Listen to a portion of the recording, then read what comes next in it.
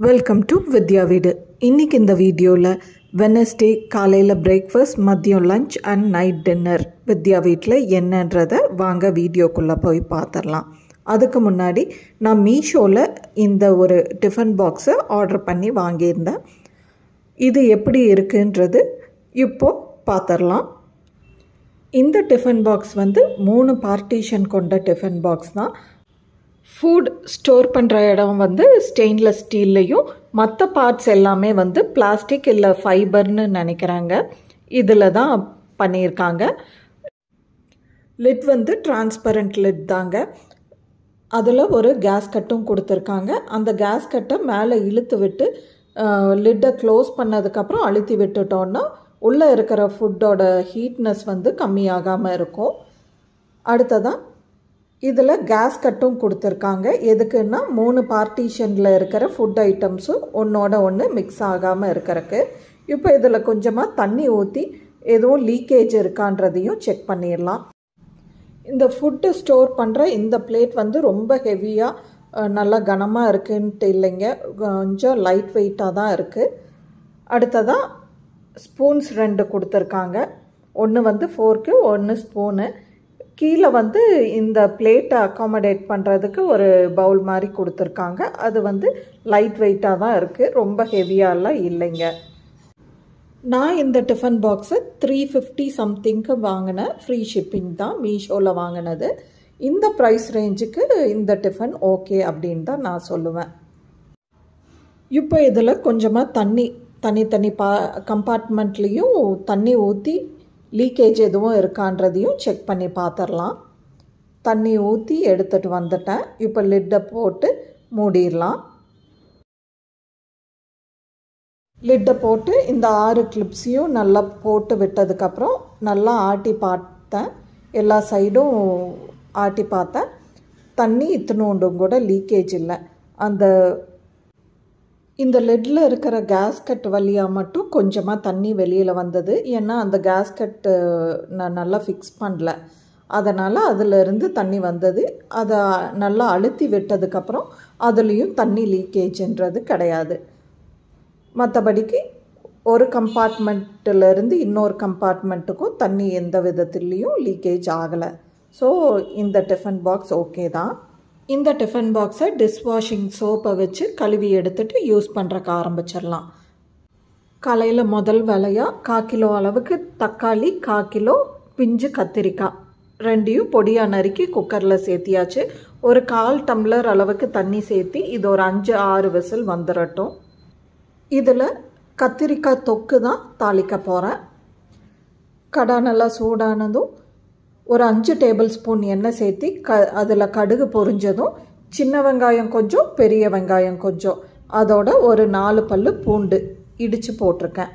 இப்போது இந்த டிஷ்ஷுக்கு தேவையான அளவு மஞ்சத்தூள், மிளகாய்த்தூள், 2 டீஸ்பூன் மல்லித்தூள், உப்பு, பெருங்காயத்தூள் எல்லாத்தையும் சேர்த்தி எண்ணெயில் ஒரு வறுபட்டதும் இந்த பக்கம் குக்கரில் கத்திரிக்காய் தக்காளி வேக வச்சோம் இல்லைங்களா, அந்த தண்ணியை மட்டும் கொஞ்சமாக இதில் ஊற்றிக்கலாம்.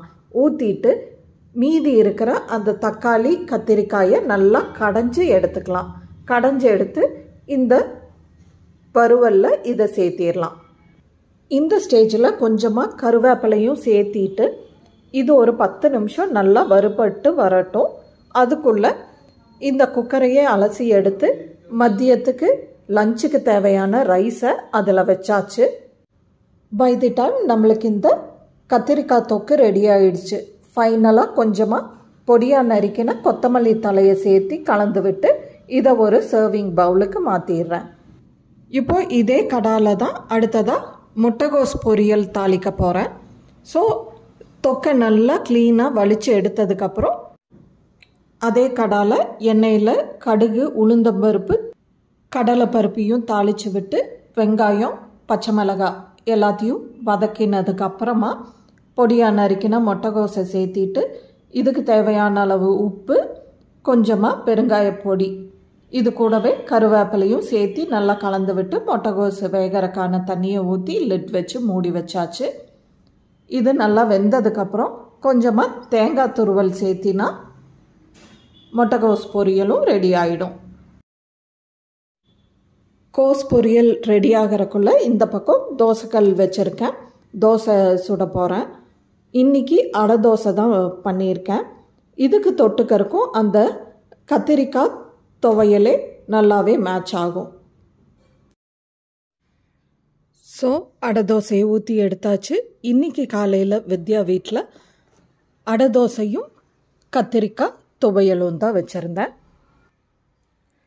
அடுத்ததாக இப்போ லஞ்ச் பேக் பண்ணிடுறேன். லஞ்சுக்கு ஒரு கம்பார்ட்மெண்ட்டில் வந்து கத்திரிக்காய் தொக்கை கலந்து எடுத்து அதை போட்டுக்கிட்டேன். கத்திரிக்காய் தொக்குக்கு சுடு சாதத்தில் கொஞ்சமாக தேங்காய் எண்ணெயும் சேர்த்து நல்லா கலந்து விட்டுக்கிட்டால் டேஸ்ட் நல்லா சூப்பராக இருக்கும். ஸோ முதல் கம்பார்ட்மெண்ட்டில் கத்திரிக்காய் தொக்கு ரைஸு எடுத்துக்கிட்டாச்சு. அடுத்ததாக அடுத்த கம்பார்ட்மெண்ட்டில் கொஞ்சமாக பால், நிறைய தயிர், தேவையான அளவு உப்பு எல்லாத்தையும் சேர்த்து நல்லா கலந்து விட்டதுக்கப்புறமா நல்லா ஆறின ரைஸை போட்டு அதில் கலந்து விட்டாச்சு. தயிர் சாதம் ரெடி. இன்னொரு கம்பார்ட்மெண்ட்டில் வந்து முட்டைகோஸ் பொரியலை தான் வச்சுருக்கேன். இதுதான் இன்றைக்கி வித்யா வீட்டு lunch menu. Lunch box pack பண்ணியாச்சு.